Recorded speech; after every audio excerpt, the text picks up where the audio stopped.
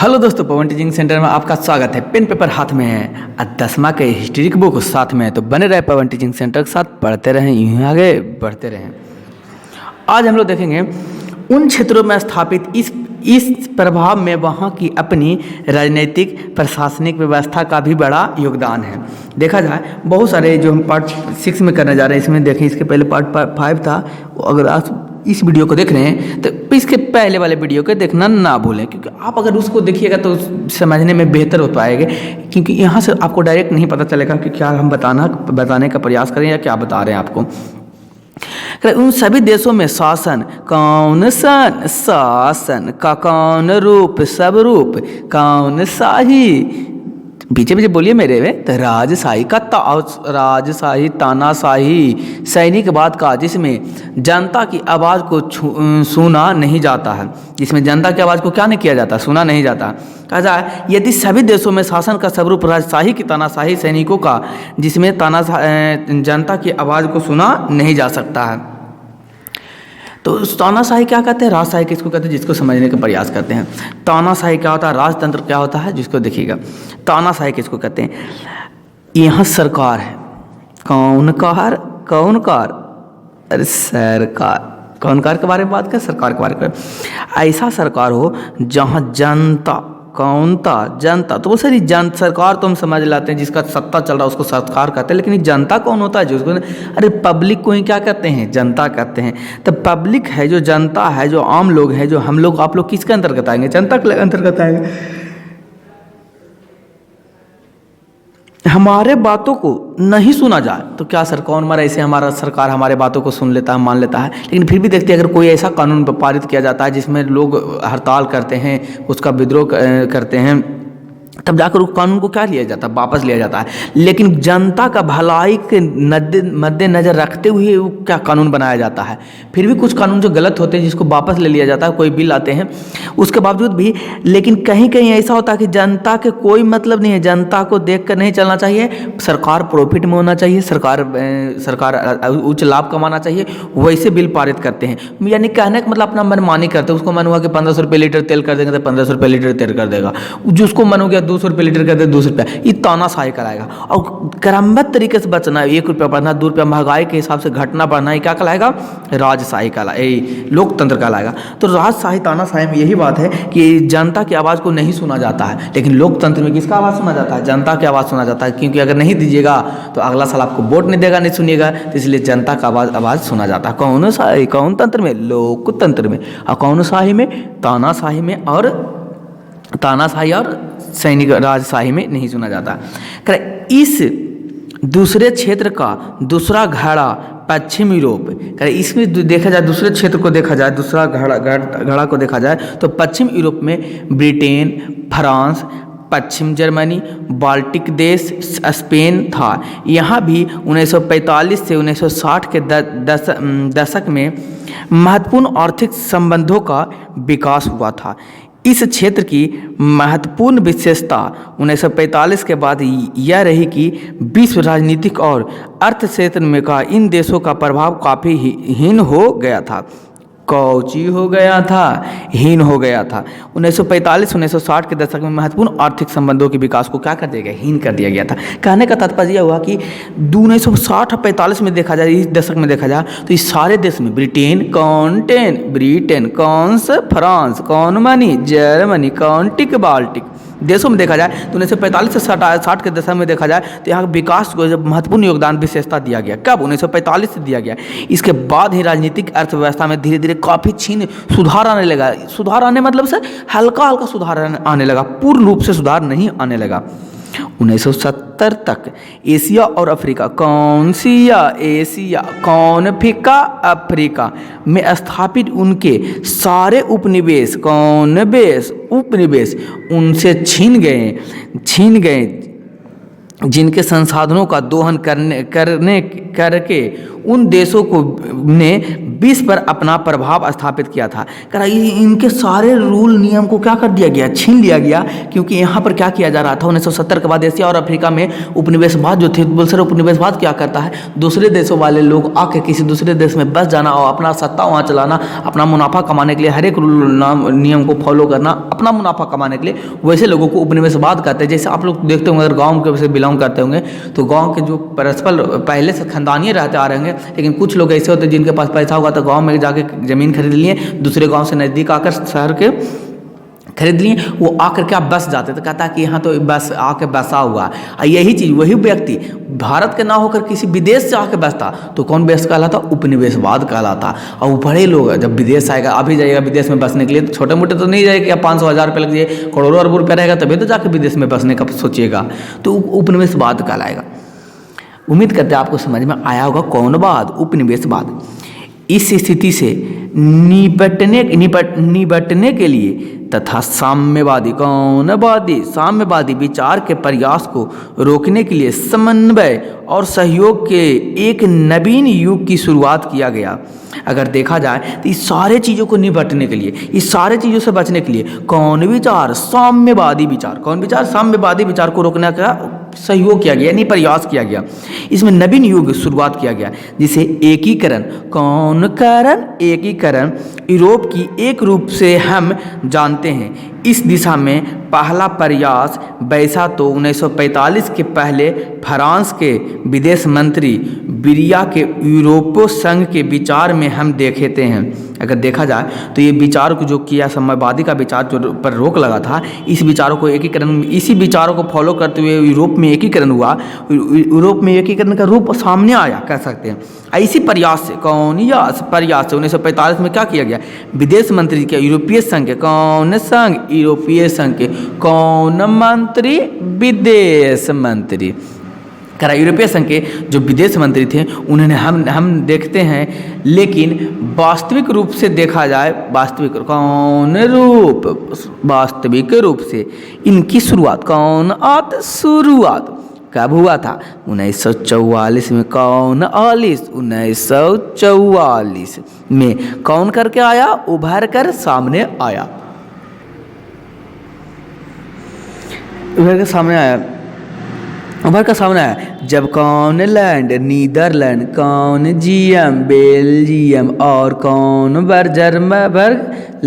Luxembourg ने बेलेनेक्स नामक संघ बनाया। इसी के द्वारा इन्हीं नामक संघ बनाया। इसी प्रकार 1948 में ब्रेसलेस संधि हुआ, और 1948 में कौन संधि हुआ, ब्रेसलेस संधि हुआ, जिसमें यूरोपीय आर्थिक सहयोग, यूरोपीय आर्थिक सहयोग प्रक्रिया में कोयला एवं इस्पात के माध्यम में शुरुआत किया।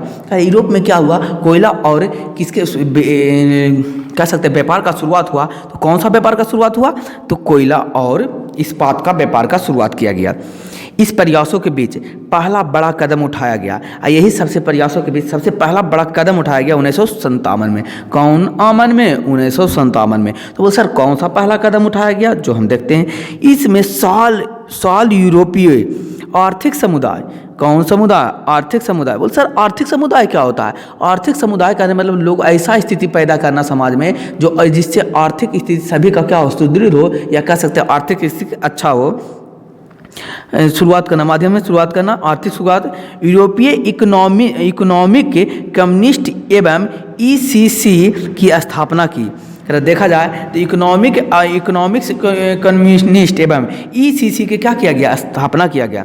इसमें फ्रांस, पश्चिम जर्मनी, बेल्जियम, हॉलैंड, लग्जमबर्ग और इटली शामिल हुए। अगर देखा जाए तो इसी दौरान देखा जाए तो इसमें फ्रांस, जर्मनी, बेल्जियम, हॉलैंड और लग्जमबर्ग में क्या किया गया, इसमें शामिल किया गया। इस देश में एक साझा बाजार स्थापित किया गया। इसी देश में कौन बाजार स्थापित किया गया, साझा बाजार स्थापित किया। ग्रेट ब्रिटेन, कौन ब्रिटेन, ग्रेट ब्रिटेन 1960 में इसका सदस्य बना।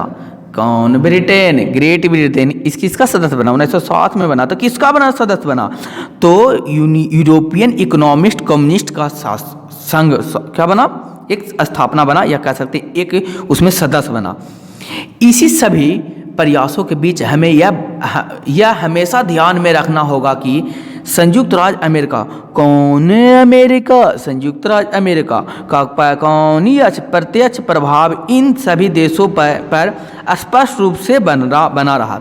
देखा जाए तो इन्हीं सभी देशों को देखा जाए तो सब स्पष्ट रूप से बना रहा, क्योंकि युद्धोत्तर पुनर्निर्माण में इसी के द्वारा सभी आर्थिक सहायता दिया जा रहा था। देखा जाए कि क्योंकि इसमें पुनर्निर्माण के सहयोग में इसी द्वारा सब इसी सहायता के द्वारा, या कह सकते इसी के द्वारा सभी को क्या दिया जा रहा था? आर्थिक सहायता प्रदान किया जा रहा था। द्वितीय विश्व युद्ध, कौन युद्ध? देखा जाए द्वितीय विश्व युद्ध कहें या द्वितीय महायुद्ध इसको न कहें, जो इसमें बहुत सारे भयानक प्रतिकार हुआ, इसमें बहुत सारे लोगों की जान माल की क्षति हुई, जिससे यहाँ पर पूरे विश्व की आर्थिक स्थिति इतना डगमगा दिया, कहने का मतलब इतना खराब कर दिया, जिससे लोगों को अपने जीवन व्यतीत करने में भी बहुत दिक्कत होने लगा। द्वितीय महायुद्ध के बाद एक तीसरा क्षेत्र भी था जहां नवीन आर्थिक संबंध विकास, नवीन आर्थिक संबंध विकास हुआ। वहाँ क्षेत्र था एशिया और अफ्रीका के नव स्वतंत्र देश का। ये ऐसा क्षेत्र था, एशिया और अफ्रीका के नव स्वतंत्र था। 1947 में भारत के आज़ादी के साथ ही इन देशों में स्वतंत्रता की एक नई लहर पैदा हो गई। देखा जाए तो 1947 के बाद 1947 के बाद इस सभी आज़ादी के लिए भारत में स्वतंत्रता के लिए एक नई लहर दौड़ी। कब?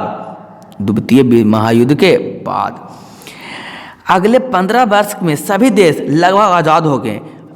द्वितीय विश्व खत्म होने के बाद लगभग जितने देश थे जो सब 15 साल तक में लगभग सभी देश आज़ाद हो गए, क्योंकि ब्रिटेन जो कर रहा था, सभी प्रशासन कर रहा था, उसका खुद का आर्थिक स्थिति इतना खराब हो गया था कि वह अपने अब किसी दूसरे देश में जाकर किसी दूसरे देश को चलाना उसी के पास संभव नहीं रह गया। इन देशों पर तत्कालीन विश्व के दोनों महत्वपूर्ण आर्थिक शक्ति संयुक्त राज्य, देखा जाए तो इसमें सबसे महत्वपूर्ण दो आर्थिक शक्ति उभर कर सामने आया, जिसमें सबसे पहला नंबर पर आता है संयुक्त राज्य अमेरिका। संयुक्त राज्य अमेरिका। तो देखते हैं, चर्चा करते हैं संयुक्त राज्य अमेरिका के बारे में क्या करते हैं, देखने का प्रयास करते हैं। कहते संयुक्त राज्य अमेरिका और सोवियत रूस, सोवियत रूस, अमेरिका और सोवियत रूस अपना प्रभाव स्थापित करना चाहते थे। इस प्रयास में अमेरिका की सहायता विश्व बैंक और अंतर्राष्ट्रीय मुद्रा कोष ने भरपूर रूप से किया। अमेरिका जो था, सोवियत संघ जो था, जो सोवियत संघ को अभी वर्तमान में रूस से नाम से जानते हैं, ये चाह रहा था अपने आप को इतना बढ़िया बनाना, अपने देश को इतना लायक बनाना, जिसके लिए बनाना कि सभी देश से बेहतर हो पाए। इसके करने के लिए क्या चीज़ चाहिए? पैसा चाहिए। अब पैसा कहाँ से उठा रहा था? वर्ल्ड बैंक से उठा रहा था, विश्व अंतर्राष्ट्रीय मुद्रा कोष से उठा रहा था। जबकि रूस अपना विचारों और राजनीतिक शक्तियों का इस्तेमाल ज़्यादा कर रहा था, और रूस अपने आप को बढ़ाने के लिए नहीं ज़्यादा इस्तेमाल कर रहा था। रूस क्या कर रहा था? अपने आप को बढ़ाने के लिए, अपने आप को, विचारों को और अपने इस्तेमाल किए गए सभी बातों को या वस्तुओं को, या कह सकते हैं शक्तिशाली बनने के लिए जो चीज़ ज़रूरत है, उस सभी बातों को अप्लाई कर रहा था। कौन? रूस। चूँकि ये सभी नब्बे स्वतंत्र देश लंबे औपनिवेशिक शासन के दौरान आर्थिक रूप से बिल्कुल विपन्न हो गया थे। देखा जाए तो आर्थिक रूप से बिल्कुल क्या हो गया? विपन्न हो गए थे। इसलिए अपनी स्वतंत्रता को बचाए रखने के लिए इन्हें उन दोनों देशों से आर्थिक और राजनीतिक दोनों प्रकार का सहयोग चाहिए था। अगर इन दोनों देशों को बचाना था, किसी को, भारत को मान लो कि बचाना था, तो इसे आर्थिक भी और राजनीतिक सपोर्ट चाहिए, तभी ये बच सकता था। तो यहाँ पर औपनिवेशिक से स्वतंत्रता दिलाने के लिए सभी देशों के पास आर्थिक और राजनीतिक सपोर्ट होना चाहिए था। तो आर्थिक सपोर्ट कौन कर रहा था? विश्व बैंक कर रहा था। और राजनीतिक सपोर्ट कौन रहा था? रूस कर रहा था, अमेरिका कर रहा था। तो ब्रिटेन को हर हाल में तो क्या, इंग्लैंड को तो हटना ही पड़ेगा पीछे। दोनों देश ने अपनी नीतियों और आर्थिक विचारों के अनुसार दोनों अपने वित्तीयों के अनुसार, थोड़ा सा कैमरा शायद लगता है टेढ़ा हो रहा है, इसको सीधा करने का प्रयास करते हैं। उम्मीद करते हैं आपको सीधा दिखाई दे रहा होगा। दोनों देशों में अपनी नीतियों के आर्थिक विचारों के अनुसार सहयोग किया, साथ ही अपना प्रभाव भी उस देशों पर बढ़ाया। और यही कारण हुआ कि धीरे धीरे अपना प्रभाव भी इन देशों पर क्या करते चले, बढ़ाते चल गया। देख रहे हैं भारत में एक नए लौह इस्पात कारखाना किस प्रकार से लोहा इस्पात, ये देखिए बहुत बड़ा कोई डंपनियन रहता है, इसमें डंपने, इसमें लोहा को गलाया जाता है और जिस आकार में शेप उस आकार में यहाँ पर डाल के इस मशीन के द्वारा बनाया जाता है। सबसे पहला जो बना था लोहा इस्पात केंद्र कारखाना कह सकते हैं। इस प्रयास में अमेरिका का सहयोग वहाँ की बहुत राष्ट्रीय कंपनियों ने भी किया। इसके उदाहरण के रूप में हम भारत के लौह इस्पात उद्योग को लेते हैं, जिनका विकास अमेरिका तथा उसके सहयोगी राष्ट्रों और सोवियत रूस दोनों के सहयोग से हुआ। अगर हम देख रहे हैं इसमें तो इसका विकास जो हुआ तथा इसके सहयोगी राष्ट्रों के सोवियत रूस के दोनों देशों में क्या हुआ, डेवलपमेंट हुआ, इसका विकास हुआ। सोवियत संघ के द्वारा ही सभी देशों को, लगभग अपने आसपास के देशों को विकास किया गया। करा भूमंडलीकरण आज के जीवन को उपार्जन और भूमंडलीकरण का अंतरसाय अध्ययन क्षेत्र। कर आज करके देखा जाए आज के जीवन में किस तरीके से भूमंडलीकरण उसके बारे में देखा जाए तो क्या हम पढ़ पाते हैं, तो देखते हैं। बोल सर कौन वाली डिबिया, पीली वाली डिबिया, कौन करण, भूमंडलीकरण किसे कहते हैं? बहुत सवाल आ रहा होगा मन में, सर भूमंडलीकरण है क्या, भूमंडलीकरण है क्या? यहाँ से लीजिए, समझ लीजिए, जीवन के सभी क्षेत्र का एक अंतर्राष्ट्रीय स्वरूप जिसने दुनिया के सभी भागों को आपस में जोड़ दिया है। संपूर्ण विश्व एक बड़े गांव के रूप में परिवर्तन हो गया है, उसी को कौन करण कहते हैं? भूमंडलीकरण। कौन करण? भूमंडलीकरण। तो देखा जाए भूमंडलीकरण राजनीतिक, कौन नीतिक, राजनीतिक। भूमंडलीकरण राजनीतिक क्या है? आर्थिक, सामाजिक, वैज्ञानिक तथा सांस्कृतिक जीवन के विश्वव्यापी समायोजन की एक प्रक्रिया है जो विश्व के विभिन्न भागों के लोगों को भौगोलिक एवं मनोवैज्ञानिक स्तर पर एकीकृत करने का सफल प्रयास करती है। अगर देखा जाए तो भूमंडलीकरण कौन करण? भूमंडलीकरण राजनीतिक, आर्थिक, सामाजिक, वैज्ञानिक और सांस्कृतिक जीवन में विश्व इसका संयोजन करता है। एक प्रक्रिया है जो विश्व के विभिन्न भागों में लोगों को क्या करता है? मनोवैज्ञानिक स्तर पर एकीकृत करने का प्रयास करता है या सफल प्रयास करता है। अर्थात जीवन के सभी क्षेत्रों में लोगों के द्वारा किए जाने वाली क्रियाओं को विश्व स्तर पर जाने वाले। बोल सर नहीं समझ में आया तो किताबी लैंग्वेज, अपना लैंग्वेज में हमको समझाइए। हम कि लीजिए आपको हम अपने लैंग्वेज में समझाने का प्रयास करते हैं। मान लीजिए कारखाना, बोल सर आपका कारखाना ही कुछ खोटे रहता, चरभूता कार्य रहता है, समझाने के लिए हम आपको बता रहे हैं। समझना है और बेहतर से समझना, क्योंकि जब बस दोस्तों याद रखिए ज़िंदगी में बस एक पढ़ाई है। अगर आप गरीब हैं, अगर आपके पास इतना पैसा अवेलेबल नहीं कि आप कोचिंग अफोर्ड कर सकते हैं, तो पवन टीचिंग सेंटर आपको पढ़ाने के लिए तैयार है। क्या आप पढ़ने के लिए तैयार हैं? तो हमेशा आपके लिए हम पढ़ाने के लिए क्या हैं? तैयार हैं। नीचे अगर किसी भी सब्जेक्ट में आपको कोई प्रॉब्लम तो नीचे कमेंट बॉक्स में लिख के हमें बताइए, हम बस उसका टाइम निकाल कर उस पर वीडियो बनाने का प्रयास करेंगे आपके लिए। देखा जाए तो जीवन में आगे गरीबी है, तो गरीबी से आगे बढ़ना है क्या चाहिए आपके लिए? गरीबी से आगे बढ़ना ही आपका लिए क्या है? एक वरदान है। और गरीबी से आगे बढ़ना सिर्फ एक ही तरीका से हो सकता है, पढ़ाई करके। और पढ़ाई करने के लिए आपको पैसा की ज़रूरत नहीं है, आपको मोबाइल की ज़रूरत है, और मैं पढ़ाने के लिए आपको फ्री में तैयार हूँ। तो देखते हैं क्या है भूमंडलीकरण किसको कहते हैं। मान लीजिए चुनुआ है, कौन? नुआ, चुनुआ है। और चुनुआ जो अपना जीवन व्यतीत करेगा, तो चुनुआ के जीवन व्यतीत करने के लिए सभी चीज़ की आवश्यकता है। जैसे अभी तो सबसे ज़्यादा तो क्या चीज़ की आवश्यकता? मोबाइल के लिए। व्यक्ति के पास कुछ रहे चाहे नहीं, मोबाइल रहना जरूरी है। मोबाइल के, क्योंकि बिना मोबाइल का आप पढ़ भी नहीं सकते, क्लास भी नहीं कर सकते, तो मोबाइल की है। और घर की बहुत सारे वस्तुएँ हैं, जीवन जीने के लिए दवा, डॉक्टर, सारे भारत वस्तुएँ हैं।